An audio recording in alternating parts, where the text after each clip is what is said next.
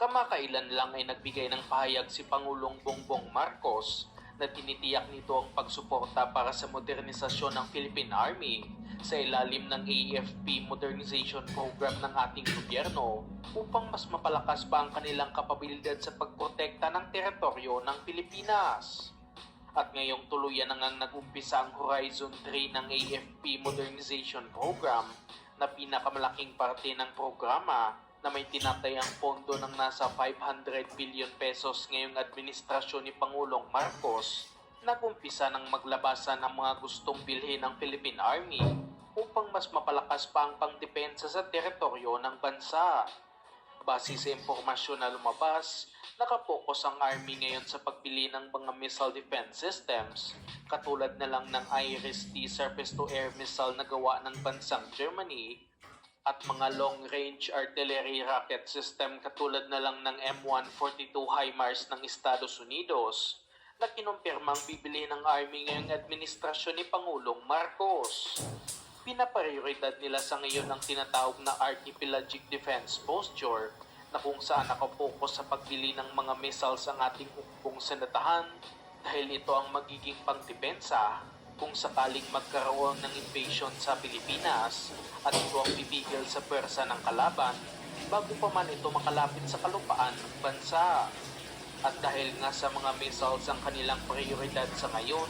wala pa sa listahan ng Philippine Army ang pagbili ng mga tangke, lalong-lalo na ang mga main battle tank katulad na lang ng Merkava ng Israel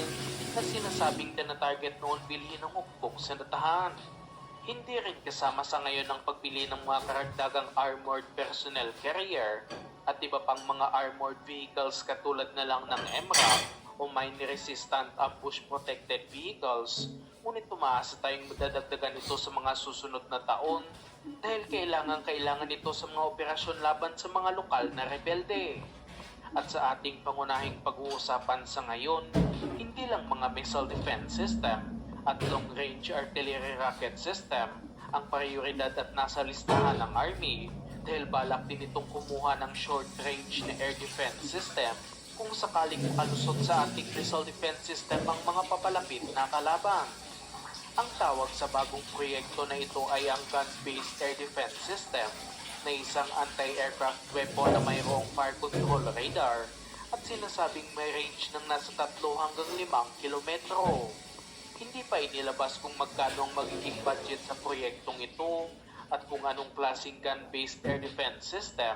ang hinahanap ng Philippine Army na angkop para sa kanilang pangangailangan. Ngunit inaasahan ding maraming bansang mag-offer ng kanilang mga produkto. Isa na nga dito ay ang bansang Turkey na inaasahang mag-offer ng kanilang 4-foot 35mm self-propelled anti-aircraft gun na gawa ng Turkish defense company na Aselsan na ilang beses na ring sumali sa modernization ng hukbong sanatahan. Ang Korkut Air Defense System ay isang land-based na bersyon ng Aselsan Gokdeniz Close-in Weapon System o CIWS na kung saan sa mga hindi nakakaalam ay kakabit sa ating mga in-order na guided missile corvettes para sa Philippine Navy mula sa South Korea na inaasahang darating sa taong 2025.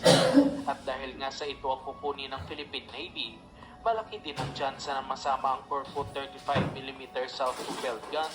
sa mga pangunahing pagpipilian ng Philippine Army. At kung inyong makikita,